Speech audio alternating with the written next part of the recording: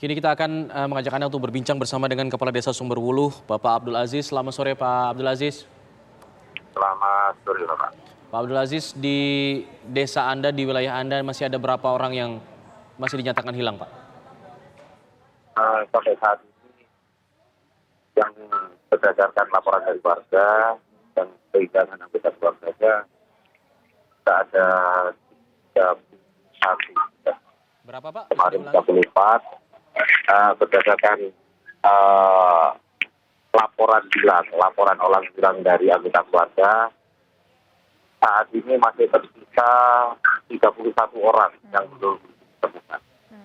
Korban selamat dan korban meninggal berapa banyak Pak yang sudah terdata di desa Bapak Pak?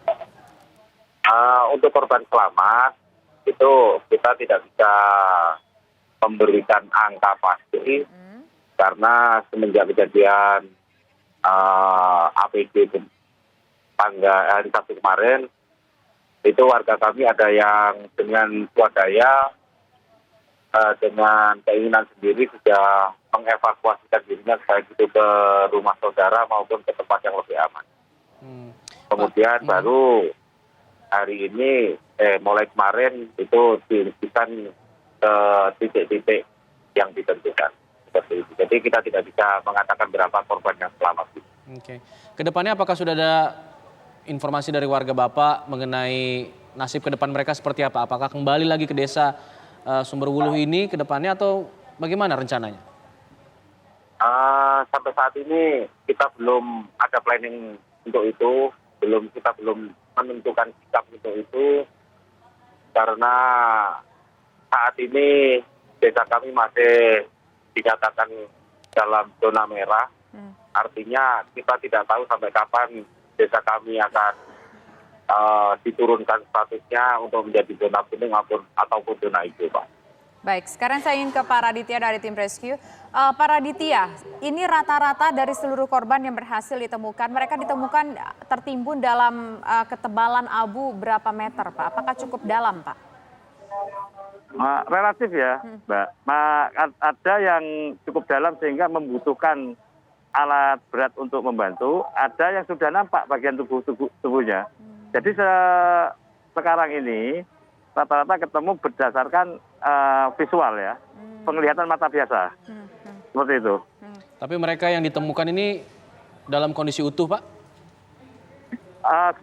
Sebagian besar masih utuh, cuman ya itu tadi rata-rata sudah sangat rentan sekali ketika dievakuasi, gitu.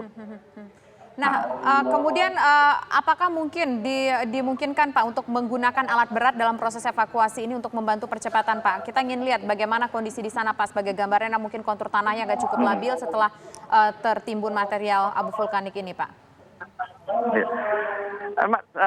Sudah dikerahkan sebetulnya alat berat sejak hari pertama itu sudah, tapi untuk pembersihan jalan baru kemarin dan tadi alat berat untuk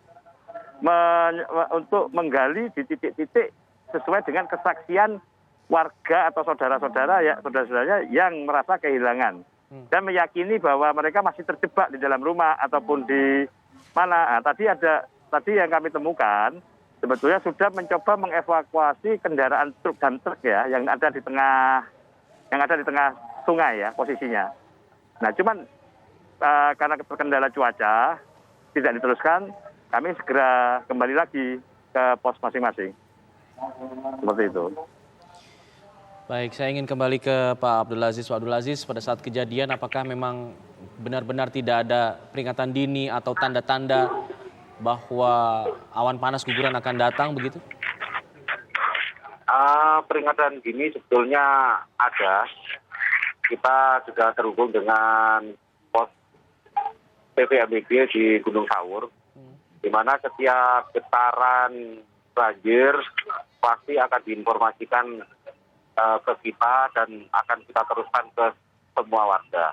Cuma yang kemarin getaran banjirnya cukup kecil, jadi kami sedikit lengah karena justru APD yang begitu besar itu tidak terdeteksi. Jadi kami merasa ini ya sesuatu hal yang wajar, tapi makanya kita tidak menyangka kejadiannya akan seperti ini. Baru kita sadar itu ketika tiba-tiba langit menjadi gelap pada pukul 16.00 itu. Baru kita sadar bahwa ini adalah kejadian dan bencana yang lebih besar. Baik. Demikian, Pak. Baik, terima kasih Pak Abdul Aziz, terima kasih juga Pak Raditya sudah berbagi informasi bersama kami. Selamat petang Bapak.